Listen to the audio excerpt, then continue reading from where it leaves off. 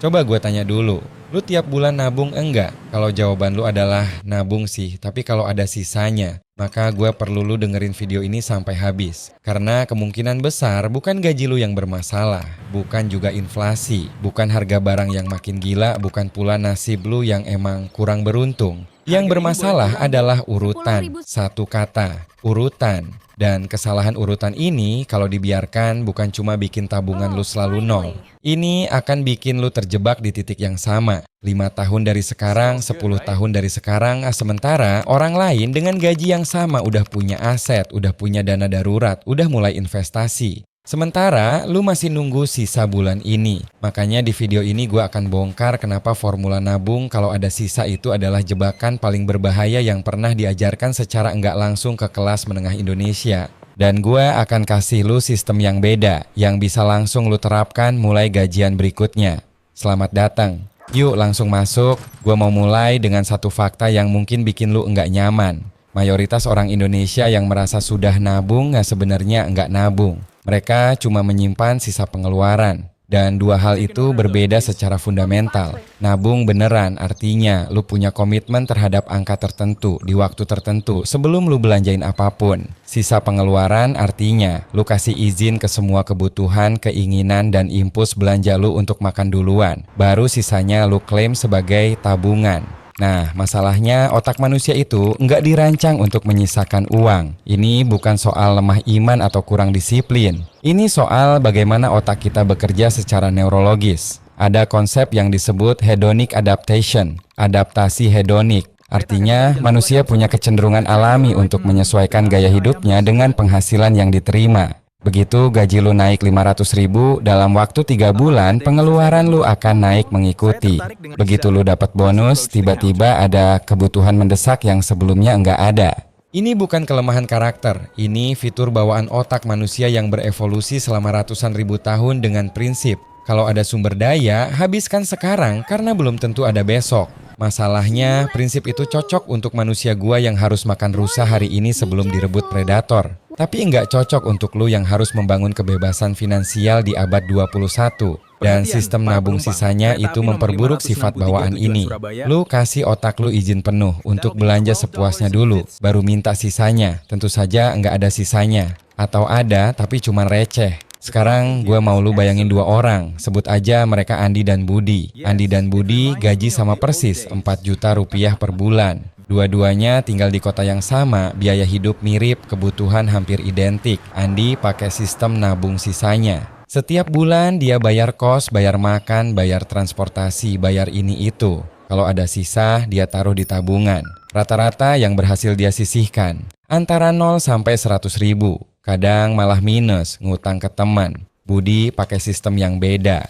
Begitu gaji masuk, hal pertama yang dia lakuin adalah transfer 200.000, 5% dari gajinya, ke rekening terpisah khusus tabungan. Baru sisanya dia pakai untuk semua kebutuhan. 200.000 itu nggak kelihatan, nggak terjangkau seolah nggak ada. Dalam 1 tahun, Andi punya berapa di tabungan? Hampir 0. Mungkin 1-200.000 kalau lagi beruntung. Budi, 2.400.000. Hampir setara 6 bulan tabungan darurat untuk pengeluaran minimumnya. Selisih antara 2 orang ini bukan gaji, bukan kecerdasan, bukan keberuntungan. Selisihnya adalah urutan 2 langkah yang dibalik. Nah, ini yang gue mau bahas lebih dalam. Ada 3 alasan spesifik kenapa sistem nabung sisanya itu secara struktural pasti gagal. Dan lu perlu paham ketiganya supaya lu nggak jatuh ke jebakan yang sama terus. Alasan pertama, lu kasih pengeluaran hak veto atas tabungan lu. Dalam sistem nabung sisanya, tabungan itu posisinya paling bawah. Dia dapat jatah terakhir setelah semua pos lain selesai makan.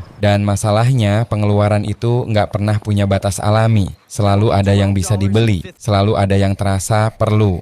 Makan agak mahal dikit karena capek, beli skincare karena ada promo, top up game karena lagi seru. Semua itu terasa kecil satu-satu, tapi totalnya selalu berhasil menghabiskan sisa yang harusnya jadi tabungan. Ekonom punya istilah untuk ini, Parkinson's Law of Money. Sama seperti pekerjaan yang selalu mengembang mengisi waktu yang tersedia, pengeluaran juga selalu mengembang mengisi uang yang tersedia. Kalau lu punya sisa 200.000 di akhir bulan, otak lu akan temukan cara untuk menghabiskannya, entah sadar atau enggak. Makanya satu-satunya cara untuk memastikan tabungan lu selamat adalah mengeluarkannya dari permainan sebelum permainan dimulai. Alasan kedua, nggak ada angka yang jelas jadi nggak ada komitmen yang nyata. Coba gua tanya, berapa tepatnya yang lu rencanakan untuk ditabung bulan ini? Kalau jawaban lu adalah tergantung sisa atau sebanyak mungkin, itu bukan rencana, itu harapan. Dan harapan tanpa angka spesifik hampir selalu berakhir dengan nol. Otak manusia butuh target konkret untuk aktif mengejar sesuatu. Ini bukan motivasi, ini neurologi. Bagian otak yang namanya prefrontal cortex, yaitu bagian yang bertanggung jawab untuk perencanaan dan pengendalian diri. Butuh input yang jelas untuk bisa bekerja. Nabung sebanyak mungkin terlalu abstrak, tapi transfer 200.000 setiap tanggal 1, itu bisa dieksekusi. Penelitian dari Duke University menemukan bahwa kebiasaan yang terikat dengan waktu dan angka spesifik punya tingkat keberhasilan jauh lebih tinggi dibandingkan kebiasaan yang bersifat umum. Bukan karena orangnya lebih pintar atau lebih disiplin, tapi karena otak lebih mudah mengeksekusi instruksi konkret. Makanya, nabung sisanya gagal sebelum dimulai, karena dari awal instruksinya sudah terlalu kabur untuk dieksekusi dengan serius. Alasan ketiga, lu nggak pernah benar-benar merasakan kehilangan uang itu. Ini yang paling subtle tapi paling powerful. Kalau lu nabung dari sisa, lu nggak pernah mengalami momen di mana lu harus menyesuaikan gaya hidup. Lu tetap bebas belanja sampai uang habis, baru nemu bahwa nggak ada sisa. Nggak ada rasa sakit, nggak ada paksaan untuk berhemat. Tapi kalau lu transfer 200.000 di awal, lu langsung merasakan bahwa uang yang bisa lu pakai hari ini berkurang. Dan rasa berkurang itu memaksa otak lu untuk secara otomatis mulai mencari cara hidup dengan lebih efisien. Lu jadi lebih selektif milih makan siang. Lebih mikir 2 kali sebelum beli yang enggak perlu. Bukan karena lu lagi diet finansial yang menyiksa, tapi karena baseline pengeluaran lu turun secara alami. Ini yang disebut oleh peneliti perilaku keuangan sebagai forced frugality. Penghematan yang dipaksakan oleh sistem, bukan oleh kemauan keras yang mudah patah. Oke. Sekarang gue mau kasih lu sistem yang konkret dan bisa lu mulai dari gajian berikutnya. Bukan teori, bukan motivasi. Cara pertama, balik urutannya. Pay yourself first. Ini prinsip paling fundamental dalam literasi keuangan modern dan sudah dibuktikan oleh puluhan penelitian selama lebih dari 50 tahun. Konsepnya sederhana, begitu gaji masuk, hal pertama yang lu lakuin bukan bayar kos, bukan beli makan, bukan bayar cicilan. Hal pertama yang lu lakuin adalah bayar diri lu sendiri dalam bentuk tabungan. Berapa persennya? Kalau lu baru mulai dan gaji pas-pasan, jangan langsung mau muluk-muluk dengan 20%. Mulai dengan angka yang terasa nggak sakit. 5% sudah bagus. Untuk gaji 4 juta itu 200.000. Untuk gaji 3 juta itu 150.000. Angkanya bukan yang terpenting di awal. Yang terpenting adalah habitnya terbentuk. Nanti angkanya bisa dinaikkan seiring waktu. Yang paling krusial, transfer itu harus otomatis dan langsung. Jangan tunggu niat. Kalau bank lu bisa setting auto debit atau jadwal transfer otomatis, gunakan fitur itu. Kalau enggak bisa, set alarm di tanggal gajian dan transfer manual sebelum lu belanjain apapun. Bahkan sebelum sarapan kalau perlu. Cara kedua, pisahkan rekening tabungan dari rekening harian. Ini terdengar sepele tapi efeknya luar biasa. Kalau tabungan dan uang harian lu ada di rekening yang sama, setiap kali lu buka aplikasi bank dan lihat saldo, otak lu akan memperlakukan semua angka itu sebagai uang yang bisa dipakai. Dan suatu hari dalam momen lemah, lagi capek, lagi lapar, lagi pengen sesuatu, lu akan ambil dari sana. Solusinya adalah buat rekening kedua khusus tabungan. Idealnya yang enggak ada kartu ATM-nya. Idealnya yang agak ribet untuk dicairkan, misalnya rekening di bank yang berbeda dari rekening harian lo.